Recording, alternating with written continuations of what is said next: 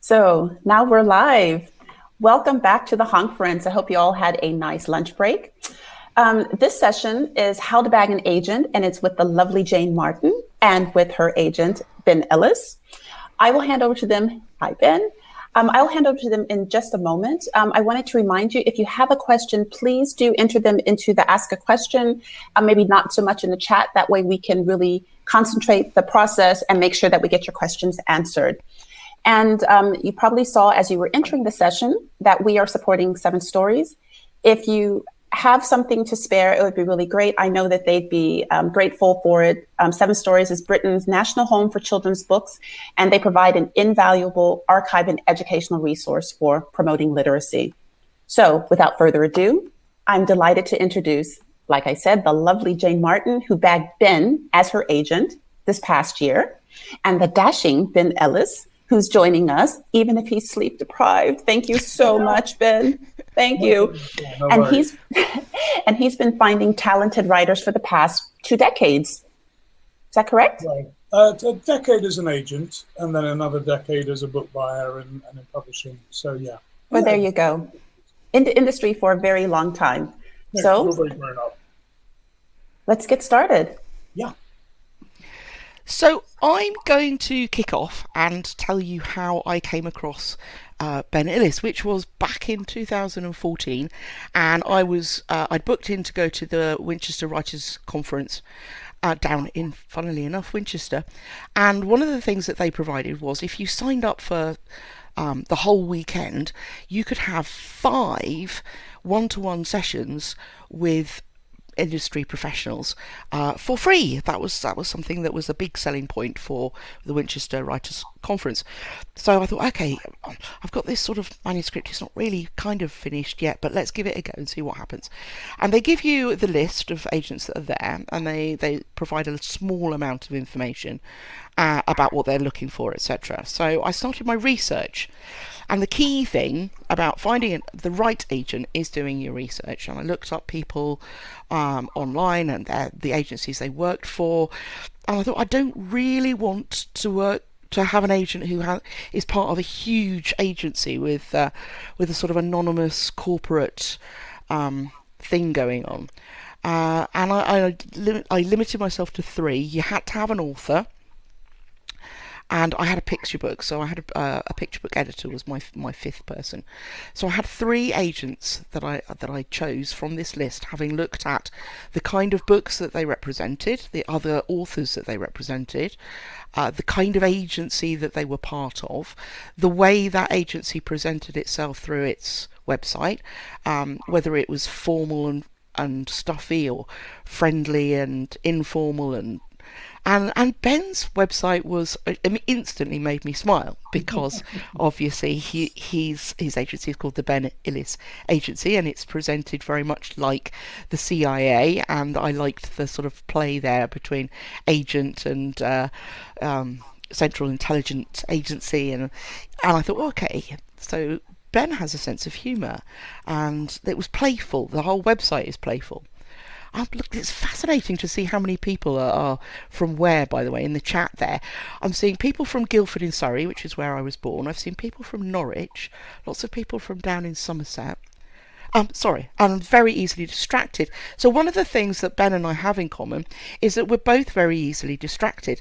And we've discovered over the last 6 years that we have an awful lot of things in common, which probably doesn't make us a great fit. But I think it probably will. I think so. Well, sometimes similarity is not always a plus point, but it feels like it is. I think it is for the most part, but yeah, absolutely.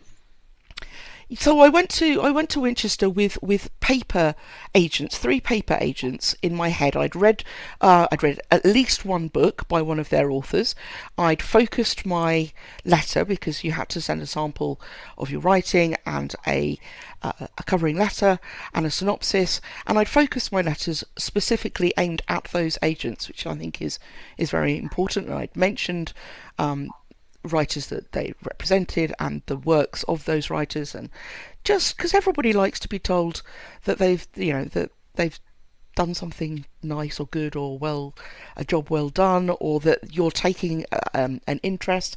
So one of my key tips would be to do that level of research, to know something that about the works that your targeted agent is already dealing with. And I had an experience at Winchester which was a little bit like Goldilocks and the Three Bears.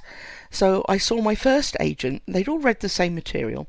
I saw the first agent, and our eyes met across a crowded agent room, and the agent rooms were set up like the old examination rooms. So the agent sits on one side of one of those small desks that you did, that certainly we did our exams at, and you go in and take a seat on the other side, and it's a room full of loads of agents. Our eyes met across a crowded agent room, and we instantly didn't warm to each other, and that agent didn't get my book, didn't understand why, didn't think that it worked. Totally no chemistry, not gonna jive with that one. The second agent, we got on really well, but the work wasn't right for her list, so we didn't get any progress there. But it was a sort of medium hot porridge. And then I saw the author, because as I said earlier, you had to have one-to-one with an author. I don't know why they put that in, but you did. So I had cherry-picked the author, and the author that I was seeing was Helen Dennis, who was represented by Ben. So I'd very carefully tied it all. I was going to say cleverly, but that's blowing my own trumpet. I'd very carefully tied everything in together so that it made some kind of sense. And Helen and Ben were in a different room, but they were in the same room together within yelling distance. So before that, I'd actually been to an event. Ben, what was that event? That was about why on earth would I want an agent anyway, or something like that, wasn't it? Much like the one we're doing now, actually. Yeah. It was with Helen. We did a how to find the right agent and who will be the right agent. Basically, how to find your agent. And that was it was the first time I've done a talk of this ilk. It won't be the last, I'm sure. So Ben said something. This is back in the days when you could actually be in the same room as people. I know, stretching our memories back into that time. So Ben said something. I can't remember what it was, but I have a feeling it was really inappropriate. I think it had something to do with boobs, and half the room sort of pulled sucky lemon faces, and I fell off my chair, or practically fell off my wheelchair. It was about 50-50, wasn't it? I think about half the people in the room fell off their chair or laughed loudly, and half looked very, very small-mouthed. They made a crossing of themselves, didn't they? Irreverent and inappropriate to the last. So I thought, okay, so we definitely share a sense of humour, and I think you and Helen also were aware that we shared a sense of humour, which was great before our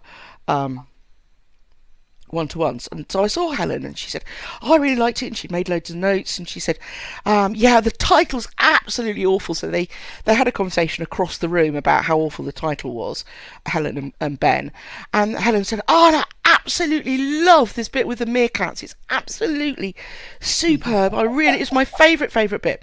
So then I saw Ben later on in the day, and he said the title is absolutely dreadful. He gave me his feedback, and he said, what's that bit with the meerkats all about? No, get rid of it. It's just completely wrong. So I learned in a very condensed weekend about how totally subjective the whole process is, and it was a really valuable, because everybody can tell you that till the cows come home, but I had it really clearly demonstrated, through three very different reactions to the same bit of writing, and even the two people who quite liked it had very opposing opinions on one specific scene. So Ben suggested that I get in contact, because the manuscript wasn't quite ready, that I get in contact with this amazingly innovative new organisation that was just starting out, called the Golden Egg Academy. And that's what I did. So that was kind of the early part of my journey to honing my manuscript. And in the meantime, I followed Ben on social media. Having been led to believe that everybody in publishing is very active on Twitter, I was concerned that he very rarely did anything on Twitter, and I hate Twitter, so I wasn't really there very often. Helen pops up quite a lot, and then I found that he's quite active on Facebook, and so am I, and that actually an awful lot of the views that we have about the world we share. Now, I have been accused of tongue in cheek, of stalking Ben to submission via Facebook, which is absolutely not absolutely not true. But we did find that just in that sort of dead zone where I wasn't trying to get an agent because I was busy working on my manuscript, that actually my gut feeling, or meeting Ben and looking at his website, was that we would have a lot in common, that we thought very similarly, and that we would be a good fit, and so that's where we are today. But it's really important that there is a good fit. I will let him say something in a minute, but I know once he starts, I won't get a word in edgeways. Oh, I'll just drift off all over the place. I'll keep you two in check. Don't worry, we got this. We were told we had to have Tiara with us because we couldn't be trusted on our own. Having a moderator put in my word. Yeah, it's really interesting. What I hadn't realised was that obviously the word agent comes from agency, and agency is all about action and the ability to do. So very early on in our relationship, I realised that I'd kind of handed my baby over to somebody. Like, it's like handing your baby over to childminder, and that suddenly you're not in sole control. I guess a little bit like when your child goes to school or something, and you no longer have sole influence over it. And so Ben was having conversations about my manuscript with other people that I wasn't privy to, and it was like I was talking to Annalise Avery, who's part of our organisation committee. You might have seen her earlier in some stuff, and she's got a publishing contract. Her book's out in May. Just a little plug there for her. And she was saying, yes, it's weird because you get an agent and you lose agency. Because you lose agency, because you're no longer in control of a project that you have completely dominated for it since its inception, you have to be able to trust that the person you are handing over that control to gets what you're doing, gets you, and that your baby is in safe hands. Which is why jumping at the first agent who says, yes, I'll represent you, is not necessarily the best thing. It's a bit like a dating agency. You don't go out with the first person who says, okay, I'll go out with you, and then agree to marry them. You need to sort of see whether that relationship will work. And I could have gone for any one of those three agents on paper, the ones that I saw at Winchester, and 1 out of 3 certainly would have been a big mistake, even if she'd liked my work. The other one, I think we would have worked okay together, but Yeah. Can I step in for just a second? Please do. Ben, is there some way you can turn up the volume? I've just been doing that, which is why. Okay. Yes, we saw you concentrating. That was my. I'm looking for the microphone setting. Okay. I just sorted up a little bit. I hope that's okay. Yes, that's much better. Thank you. Excellent. So Ben, do you want to jump in or? Yeah, I mean, I think what Jane's saying is really important. I mean, it's really easy when you're looking for an agent. You're just looking for an agent, is what people say. Oh, I'm in the market for an agent. I'm ready for an agent. And there are so many different kinds of agents. I mean, when I started out as an agent, so I jumped ship from publishing, and I worked for M. Heath. And M. Heath are they're very nice people, but they're quite formal. They're very much establishment. And I realized quite quickly that I was sort of part of an ivory tower, which I didn't really want to be. And I kept meeting people who seemed so sort of almost sort of beside themselves with gratitude that I deigned to speak to them or something. And I just thought there's something wrong with this. We have this sort of huge disconnect, this wall, if you like, between writers and agents in the industry to some extent, and it just felt wrong to me. And I felt that what I wanted to do, and when I went through sort of setup on my own, I kind of wanted to break that down a bit. And so the identity of the agency, the website, how I presented that was all me as well. It was very, very deliberate. And, I thought, well, I'm not handling any adult books. I don't have to be stuffy and try and appeal to the book of juries or whatever. So I thought, well, my name's Ben Illis. Ben Illis Agency makes sense. The CIA Men in Black hybrid, that would work in a childish and that, thing. And then I want to have my tone there precisely because I wanted to kind of signal, if you like, to writers that there is more than one kind of agent. I am this kind of agent. I won't be for everyone, and I don't expect to be. But I think it's very, very important. And what Jane was saying about research, when you're sending out your query letters, it's really important that you know who we are. I get a significant number of submissions for things that I don't even represent. And that's just annoying because it just sort of, it fills things up. So I think the research is really important.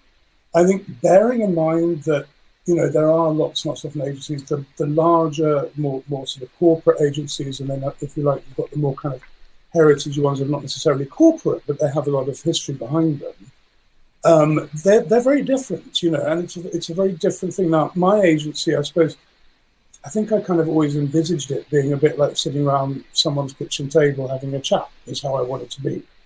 Because I don't really do formality. I'm not terribly good at suits and smart shoes and whatever.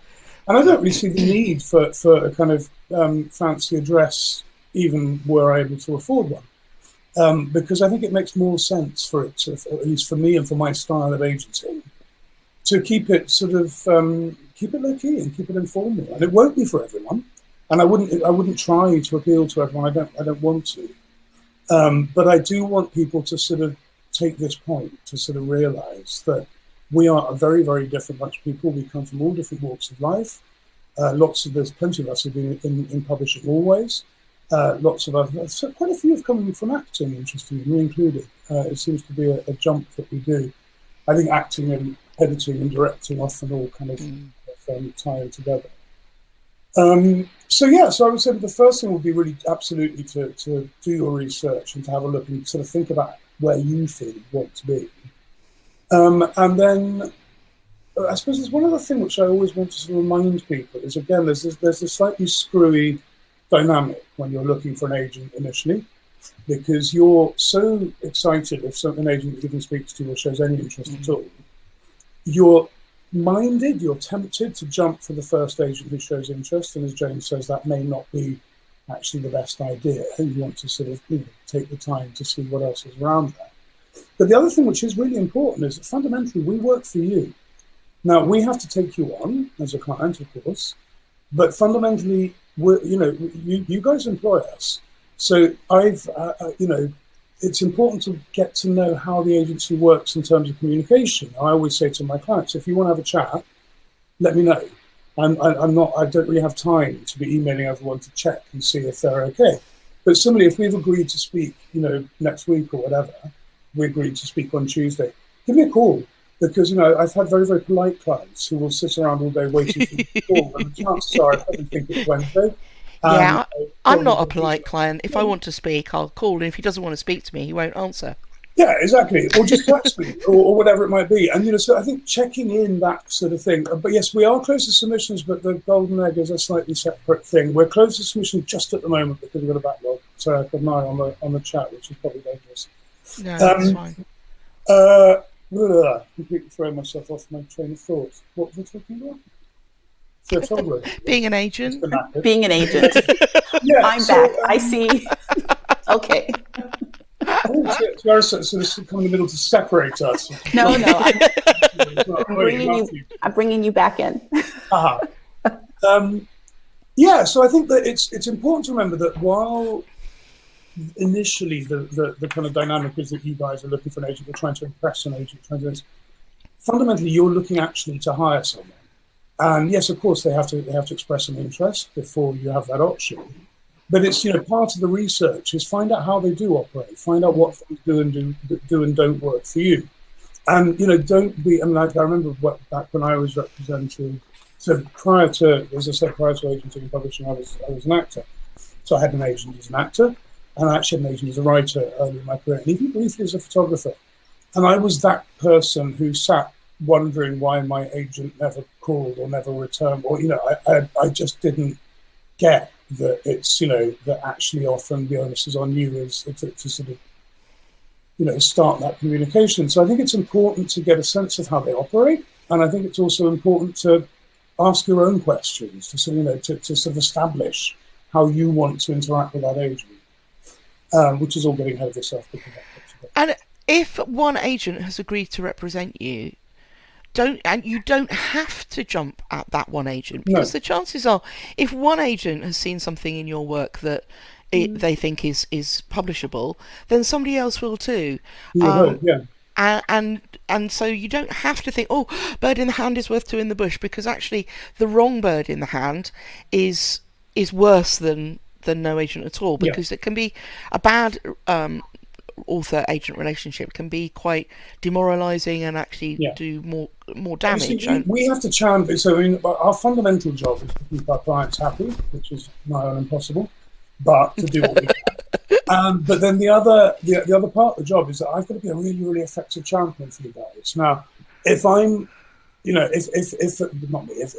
an agent is talking to you about your book in terms that you don't recognise as your book, they don't get you, or they don't get your book. And that's potentially problematic. So you want to be on the same page. You want to make sure that you're not, and I'm thinking immediately back to my acting days when they thought I had flame red hair and I went up for every single carroty orange ginger red hair part.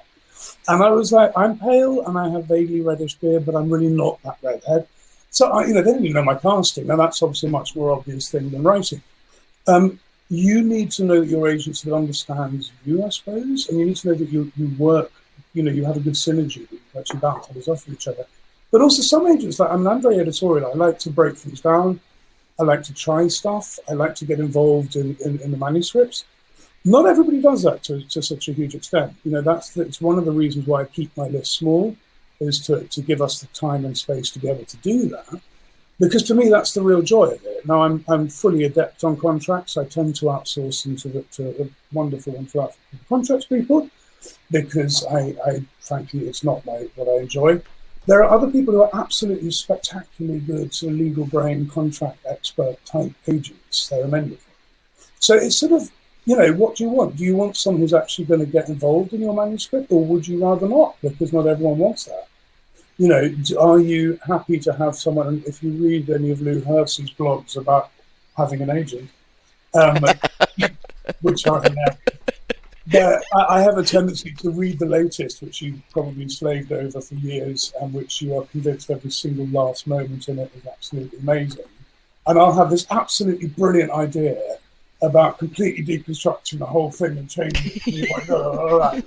And it's going to be a lot of work. And of course, I'm like bouncing ideas around, so I'm not necessarily focusing on how much work it's going to be. No. There is Jane, can you remember what it's on the Awfully Big Blog Adventure, isn't it? I think somewhere. Yeah, I don't remember what it's called. Anyway, it's very funny. Basically, it's about Lou thinking that she'd hidden the fact that she's being defensive, and then me going, "No, I can tell you're going to be defensive," and her going, "Oh, obviously not hiding that quite so well." And there's a whole kind of exchange over editing with me. Now that this is why I do what I do, and I love it. That and sourcing new voices and new people, but that isn't everybody's approach. So to make you need to feel they get you. And one thing also, going back to what Jane was saying about Bird in the Hand and other agents, I've always, this is really just, no one ever told me to do this. It's just kind of how I thought I ought to approach it. Whenever I've offered representations on, particularly if they're kind of part of a graduating class, or if they're at a point where they've got lots of things on submission, I will always say to the writer, I want you to explore your options and be sure. So I will offer representation, but I will always give a writer time to explore whatever needs to explore. So if they've got other stuff out there, give them time to sort of to follow up with the other agents. To me, that's just kind of right. I I think some people don't do that. I think most people do. I mean, explicitly actually state it. I've heard occasionally over the years, not often to be honest, but I have heard of sort of timed offers or people sort of, offering representation, which I just think is horrifying. And, I think that it's nerve-wracking enough, frankly, trying to secure an agent and take those first steps into the industry proper. So one tiny bit of advice, I suppose, if anybody at any point says anything that makes you feel insecure, that's probably out of order, I would say. And so certainly from my perspective, I hope I would never do that. And, and of course, having an agent, having representation, just like anything else, it isn't necessarily forever. Some people move on. I always find it quite interesting that people who have a background, particularly in the arts, particularly into the TV and stuff, it's far more common to chop and change agents regularly, because you never know who you're going to get, what you might get from someone else. I think in books it's probably slightly less common, but I find it very interesting that most of the people who've had a background in TV have tended to be there for a bit and then move on. It can be quite hard actually when a client moves on. It can shake my confidence as an agent. These days less so. That's normal. It's about finding the right fit at the right time for that part of your career. Can I mention the flip side of that, which is that if you sign with a big agency, you might find that actually you're signed with the agency and not with the agent.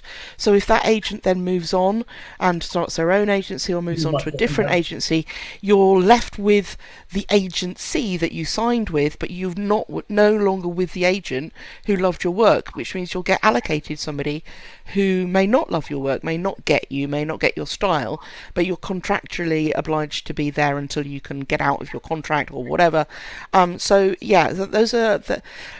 That's worth considering as well when you're looking. It's also, with the very large agencies, you're actually kind of being managed by a team who aren't necessarily communicating constantly, so you're not going to get that personal sort of touch as much at least. And it's sort of it can be confusing. It can be easy to drop things or to miss things or just to be daunted by the whole prospect if you've got someone on this, someone on that. Whereas on a smaller agency, you're tending to have one or two people you communicate with, and there'll be a team still, but you're very much more personally attached. But, there are a lot of people who feel, and I can understand why, that having that bigger team, bigger agency, bigger thing, it comes with more clout. Doesn't necessarily. It can do, but not necessarily.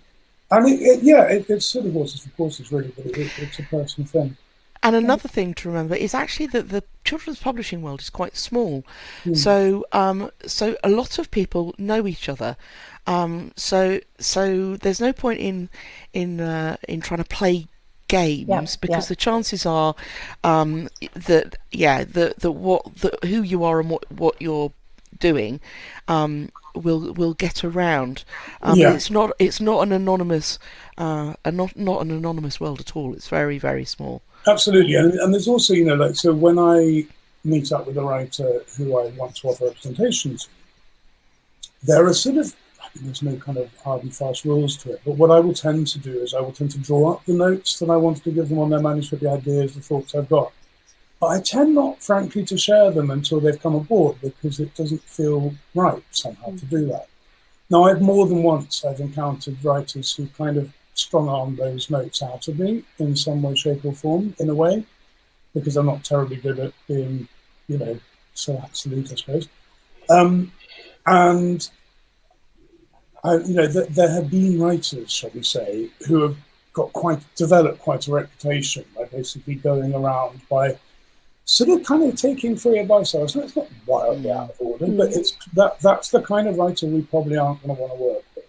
Yeah. And if there are sort of weird questions about you, basically it's all about conducting yourself in a professional and personable manner. Frankly, it shouldn't be that hard. Absolutely. But and I've also had when I've passed on a manuscript, on a handful of occasions, I've had people reply occasionally very, very rudely on 3 occasions I can remember off the top of my head. Really bad idea. It's not a good idea to the way to engage yourself to the industry. I've also had people kind of try and push me for more. And I would advise you guys not to do that, because it's we're sort of, we only make our money when you guys make money out of your books. And so there is a sort of, it can be a little bit, so there are times when you feel a little bit like people are trying to use you as a free service for something, whatever. Yeah. So I would say that, as with everything, just be discreet, be nice, be personable. That's pretty straightforward. Okay. We have 41 questions. Exactly. See, we have 41 questions. So I've been in a couple of sessions already, and I'm cracking my fingers here. Let's see. If you don't mind, we said the last 15 minutes, but I'd really like to try and get a couple of questions in. Yeah, let's go for it. So let's see. The top of the pile. What grabs an agent most? Concept, writing style and voice, potential fit into the market, or something else? I'm going to slightly change that question. So the toughest thing to fix is voice. So if the voice is absolutely spectacular, I'm all over it immediately. That's probably the thing that draws me first of all. A fantastic commercial concept without writing, it just doesn't work, And similarly, a fantastic. So it's voice. Voice is what will always be the thing that I will leap on with excitement. That I will also, however, if something has got a fantastic, commercial concept, or just lovely writing, but the voice isn't quite there, I will still be. For me, it's kind of holistic. I kind of want a bit of everything, but it's the voice is the toughest thing to fix. And what I will always kind of say is what will kind of steer me away from wanting to work with somebody, even if they've got a fantastic concept, is if I look at their voice and how the problems I see or in the writing style, and if I can't see a kind of synergy for how I fix things, then I'm probably not the right person to work with that. I think it has to be like it has to be a synergy. It has to be, there has to be kind of chemistry between that writer and that writer's writing and my style. And I know how I work. I know what I can fix easily, and I know sort of what is going to be more challenging for me to fix. I also know what's almost unfixable for me. But yeah, I would say that the first thing that I will be drawn to all of those things, but the voice, I think, is the one that I would go for first. Okay, brilliant. Thank you so much. The next question is by KTB. How do you stand out to an agent, and how important are they in relationship to submitting your story to a publisher? Sorry, what was that? How? Basically, how can someone stand out to an agent? So we all go to these conferences, like Jane says, or we're participating in these. How can one? Is there a way to stand out to an agent? I think there is. I'm trying to think of the people who have stood out to me, and they've all done it in different ways. I remember back in the days when we could meet people in real life in rooms and stuff. And I remember being with a bunch of agents at the Scooby conference, and which was then, I think it was the Guildhall or something in Winchester, but this sort of huge big room, which had in the middle of it a little table which had lots and lots and lots of cake and about one kind of sandwich. I'm not really a cake person. I love savoury food. I don't really have much of a sweet tooth. And writers, bless their hearts, in order to kind of endear themselves, and kept bringing me wine, which is great. Wine. I was like drunk, starving, and desperate to just get the tuna sandwich. And somebody, I do remember who it is, but I won't say. But they went, I thought you might like a sandwich, and they just brought me a sandwich. So, I'm not saying always bring me a sandwich. The best way to do yourself, frankly, is don't pitch, don't push, don't pitch, is be nice, be polite, acknowledge that these things are frankly as terrifying for agents as they are for writers, and say that it's really nice to meet, and think of a question that's relevant and pertinent, whatever. Maybe try and find a way that you can. In my case, I'm always happy to have contact with people who I've met down the line. So it might be a question of would you mind if I picked your brain or asked you a question or something. But in a sort of good way. It is difficult. It is very difficult. The people who stand out in the wrong way are the people who live pitch you their entire novel, or who back you into a corner, or who monopolise. Because the point at those types of events, there's an awful lot of writers, and they all know who I am, and I don't know who any of them are. And it's Right. incredibly scary and anxiety-making, frankly. It's not it's and I'm quite good at doing it, but it's absolutely not my favourite environment. So be kind of aware of that, and I think that applies across the board. I think we all feel that. Yeah, absolutely. And it's there. If you get involved in some kind of writers' community like the Golden Egg Academy or Scooby, and they have these events back, in the future, sometime when we can all mingle in a big room in a big space, it is possible to do a little bit of research using social media to find out what having done your writer research about the agent that you think is going to be a good fit for you, you can then find out a little bit about what they're interested in. It doesn't take much on Facebook, for example, to discover that Ben is very into diving and ocean life and fossils and nature and animals and all of that kind of area, and so rather than sort of strike up a conversation with him about your book or indeed books in general, to ask him about sharks, and he will remember you because you've given him an opportunity to talk about sharks. It's very, very true. Yeah. And actually, and again, it comes back to that research thing. I mean, when you're sending a query letter to an agent, it's a really good idea to have a look at who they represent, have a look at what other books there are. You hopefully, probably, because I hope you're all reading enormous amounts of other books just to sort of know your market, know your peers. So it's hopefully quite likely you may have encountered a book that's represented by most agencies, if not all, but probably not all, but certainly most, many. So if you've got an idea that person might be the one for you, then you obviously you look at who they represent, you read some of their books. So you have that as a means of sort of, when you're sending your query letter, you tell us why you've picked us. You flatter us. You say, I love that book that you represent. That writer I think is wonderful. Because we've all got egos, and it's all really nice to hear that what we've done is great. You might look down the list and go, that's a bit overrated. I'm not a fan of that one. Blah, blah, blah. And you might get down to the bottom of that agency's list and go, I don't think they're right for me. And there you go, job done. They're probably not. Right. And as Jane says, if you're going to be meeting someone socially, it's exactly the same, but keep it outside of work. I would say not strictly outside of work. You can certainly come up to me at an event and talk to me about another client of mine's book and tell me how much you loved it. If you told me how much you hated it, how rubbish you thought it was, it's probably not great. No. But Ben, I think it's a really good point that you've made, and Karen and a couple of other people, Karen Naylor and a couple of other people have said that we should remember that this is a dating game that goes both ways. It's, we're dating you and the other way around, and you get excited. Maybe you found someone and you're like, yes, I want this person. And if they say no, that there can be heartbreak on that side too, because you were really looking forward to working together with that person.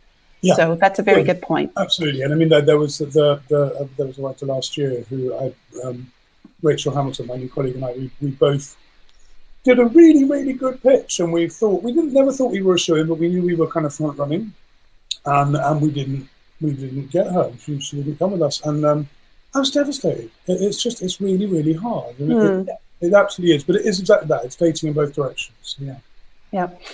If I understand correctly, I did do a little bit of research, but maybe not enough. You do not do picture books. No, I don't. I occasionally represent the odd picture book title for a client who primarily writes writes some children's fiction. But I don't take on people who are writing picture book as any, fundamentally because they're completely separate parts of the industry. They're entire separate commissioning teams. Totally. I mean, they work, alongside each other. But it's very unusual that there's anybody who's actually involved in both the sort of standard children's publishing and picture books. So okay. Let me find that. When I was a one-man band, I just didn't have the time to do this. Okay. A question has come in. When it comes to, with so many agents in the UK, homeschooling is now a bad time to be submitting to agents? There's another reason why. It's never a bad time to be submitting. I mean, we will always look. I mean, and I'll get on to why our submissions are closed at the moment as well, which won't be for long. But that's now is a strange time, obviously.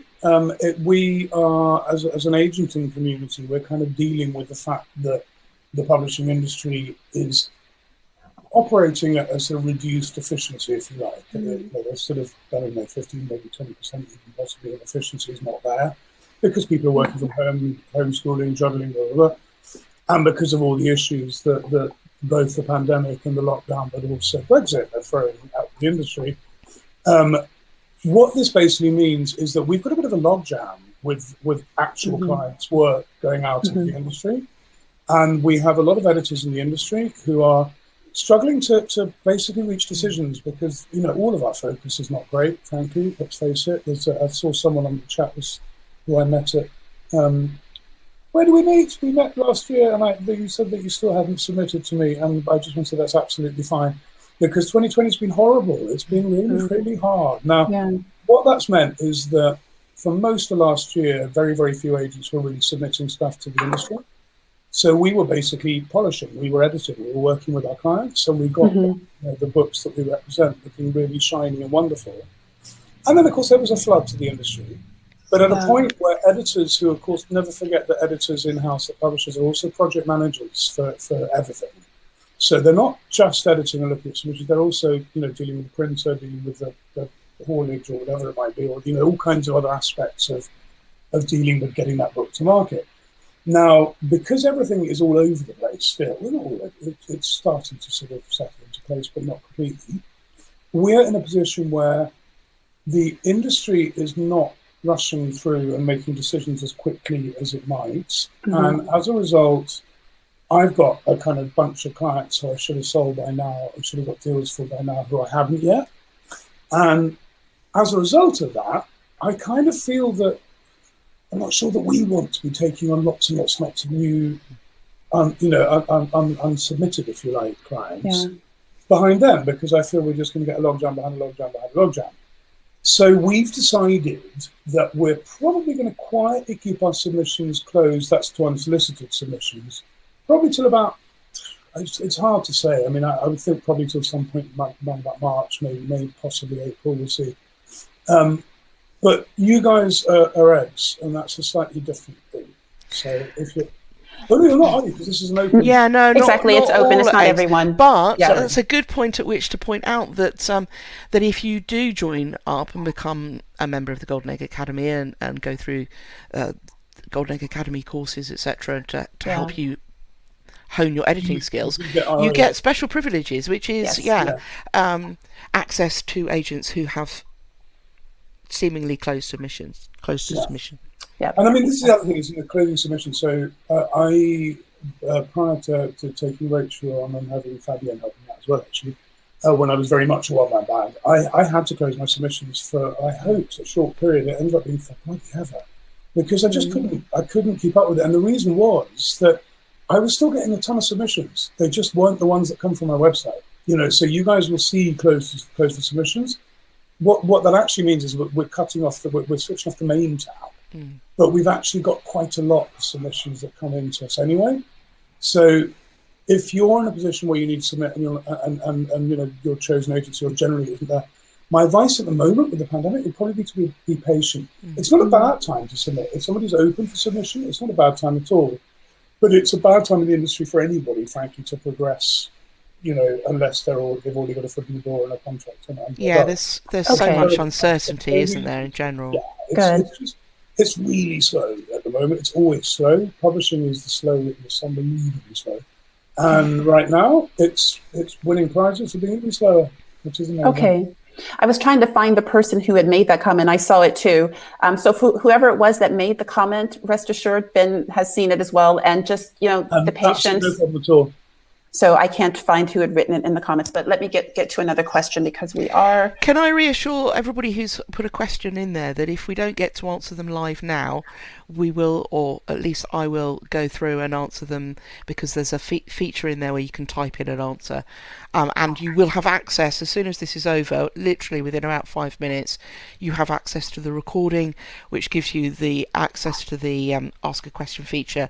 So look at the answers that are written in there, and access to the feed as well to scroll back through and see who's commented about what. Thank you, Jane. We have a very good question. What's your best advice for a pitch letter? Gosh, do your research. research. I think that's really important. I think target your agents. I think doing cut and paste for the whole lot is a bad idea. So do a bit of research, name check, or make it clear to the agent you're approaching that you know who they are, that you're approaching them for a reason. I think flatter them to an extent, but not too much. But be complimentary about the book's 8%. I think try and identify what it is about that agent that appeals to you, or what your understanding is. Perhaps you're approaching me because you prefer the sound of a smaller agency. It's more your style. You'd rather have the more informal approach or whatever. So make sure you've done your homework. I would say that it is helpful to offer a couple of comparable titles to what you're writing, but be realistic. I remember there was a guy who used to submit to me about once a month for about the first 3 years of my agency, always with a different manuscript. Which ran the gamut from that first chapter book through to upper level YA. Actually, I'm going to do an inappropriate bit because it's quite a funny one.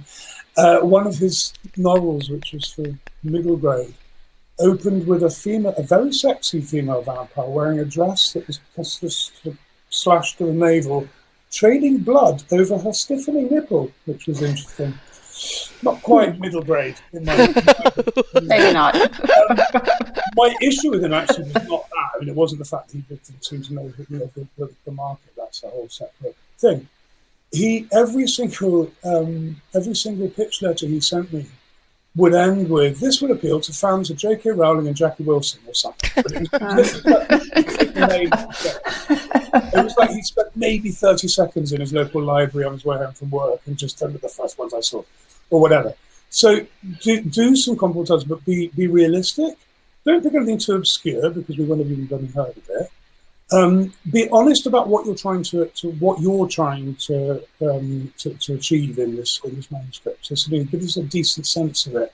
Give us a sense of why you're doing it. If you can find a personal connection, if there's a reason why you're telling this, either based on your own childhood or on your kids or on something, if it's in response to something, I think place it in a thing so it's a little bit more than just a book. Okay. Can I kind of ask a question that's almost a point at the same time? So if as part of your research you look at books that are similar to yours, so I write in a similar style to this author, I'm going to find out who their agent is and approach them because they already represent somebody who writes in a similar way to me. Is that a good way to go about it, or are you more likely to think, oh, actually I've already got somebody who fills this? Yeah, it kind of it cuts both ways, to be honest. I mean, what you will probably have identified in that is something that is fundamentally my taste, but to an extent, at least, there is, with a small agency, a small list like mine, it's a bit like a theatre rep company. I need, there are slots, and I don't want to have people in direct competition with each other. No. Obviously, I have people writing the same age group, and they might be broadly writing the same genre, but I need their sort of approach to be, complementary and not in direct competition. So it kind of depends. I think if you're too close a fit to that other writer, then it probably is problematic.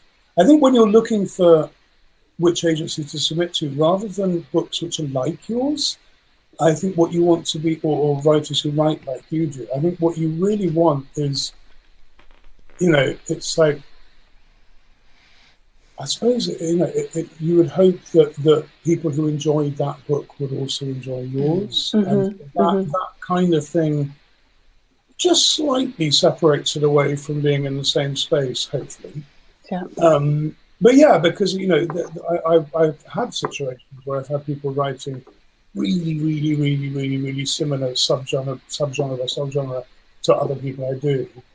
And normally it then comes down to a direct comparison of who's doing it better. And I'm happy to say, on the whole, the people I represent tend to be the ones that I would over them anyway. But yeah, I would say that don't be put off by it being too close.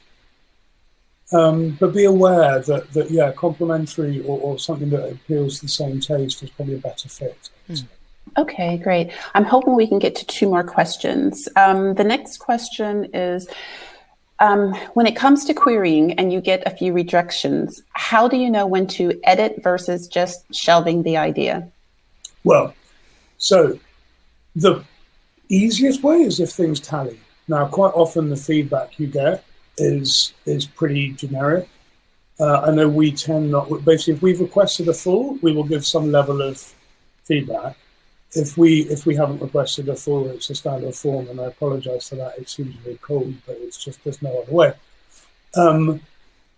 It's really easy to end up jumping, pillar to post because someone didn't like something and blah, blah, blah. It's also really easy to dig your heels in and grit your teeth and not do that when perhaps you need to. If you start to get similar bits of feedback as to why things couldn't work, if a couple of people are feeling it's a bit this or a bit that, then I think potentially, it probably is worth bouncing that around.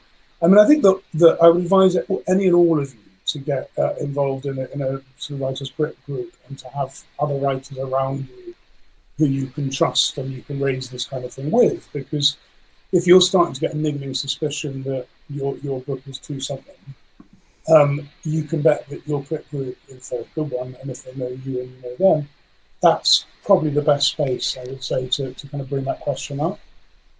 Because it's very hard, and what I don't want to, it's very, very easy, I'll submit stuff to a publisher and I'll come back with a, fairly short bit of feedback, which is, it's real.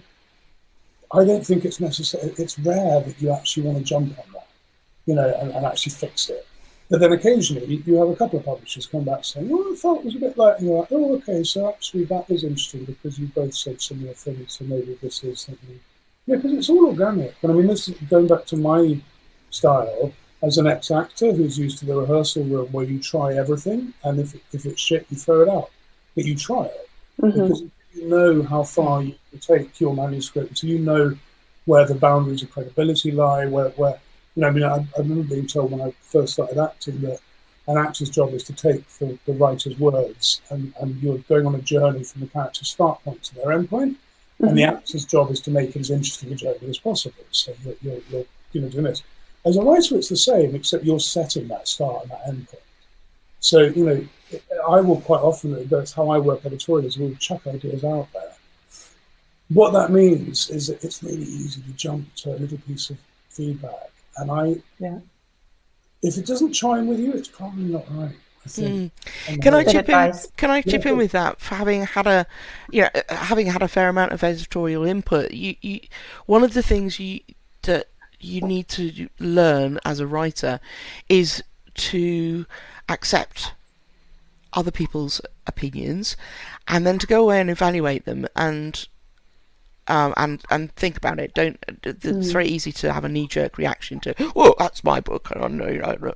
But actually, just keep your mouth closed and think about it for a little while. And quite often, even something that doesn't initially sound like it's something you want to change, if you mull it over and allow it to sort of latently process, you might find that actually you don't want to change it in exactly the way that person has suggested it might need changing, but it's given you a clue to something else that actually, if I tweak that, then that bit that they say doesn't work would work better. I mean, that's the point. I had I was working on an edit with a client who'd been working on huge scale fantasy that had been, his life for such a long time. And he had planned it and plotted it absolutely meticulously. His plotting is incredible. I mean, it's absolutely superb. But I had this niggling suspicion that basically what is Ian Johnston, whose third book is being edited at the moment, the third part of the trilogy. And fundamentally, at the beginning of the book, you have a boy whose mum is sick, and she's the only person, she's the only family he's got, and she's everything to him. And then some various things happen, and he goes on a journey, and it involves abandoning her. And I was like, I don't think he would. And so we bounced ideas around. I did my standard rehearsal space thing and just try everything, see what works. And I remember sort of suggesting, well, maybe he's been told she's dead. And now he's discovering she's alive, that she's somewhere safe, but this is the way to rescue her. And it gives you a different dynamic. And I remember Ian, and I've asked his permission to use this example before, so they're fine. Ian was initially really kind of very, very protective of his original plotting because he spent so much of his life doing it, and he kept seeing ways in which this would cast a shadow and become a problem. And in the end, we just sort of said, well, look, we'll try it. Because, of course, you saved the previous version of your manuscript. You don't have to commit. And this is what I mean about rehearsal space. You try stuff out and see if it works. So I think with those feedback things, it can sometimes be something like that. I think it's, it can be, if it is something that might work, then bounce it around. Okay, but you also have to have faith in your own integrity. So, yeah, exactly. I was talking to Kevin Brooks, who wrote the Bunker Diary yesterday, because he's on a panel discussion tomorrow. Plug.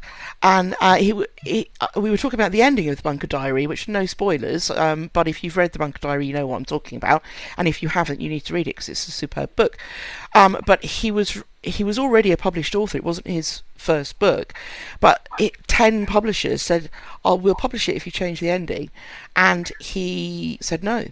It needs that ending, and he stuck by the ending and got it published eventually, and it won the Carnegie Medal, and it's right with that ending. However much you may get to the end of the book and want to throw it at the wall, it is right for that book.